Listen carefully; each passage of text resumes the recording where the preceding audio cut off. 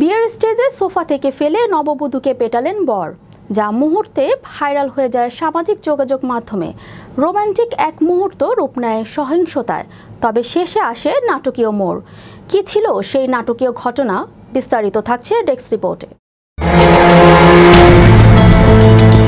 বিয়ের আসরে নববধূ ও বরের মাঝে ঘটল অপ্রত্যাশিত এক ঘটনা, যা মুহূর্তেই ভাইরাল হয়ে যায় সামাজিক যোগাযোগ মাধ্যমে। রোমান্টিক এক মুহূর্ত রূপ নেয় সহিংসতায়, তবে শেষে আসে নাটকীয় মোড়।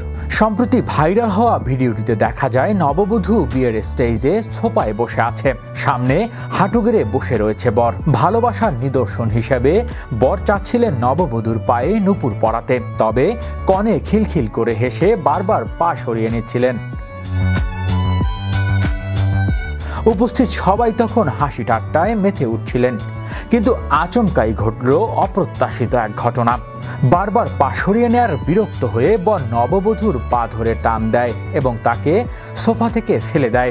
এরপর শুরু হয় বধূর উপর বেধড়ক মারধর। মুহূর্তেই হাসির পরিবেশ দুঃখের ছায়া নেমে আসে। ভিডিওটি দ্রুত সামাজিক মাধ্যমে ছড়িয়ে পড়ে এবং অনেকেই ক্ষোভ প্রকাশ করেন বরের এমন আচরণের বিরুদ্ধে। তবে ভিডিওটির শেষাংশে প্রকাশ পায় এটি ছিল একটি সাজানো প্রাঙ্ক ভিডিও।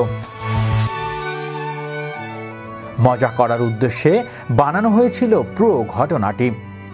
ভিডিও শেষে বড় কনেকে একসাথে হাসতে দেখা যায় এবং ক্যামেরার পেছন থেকে বলা হয়, সবাই চিন্তা করবেন না, এটা একটি স্ক্রিপ্টেড ভিডিও ছিল। তবে ভিডিও ঘিরে মিশ্র প্রতিক্রিয়া দেখা গেছে।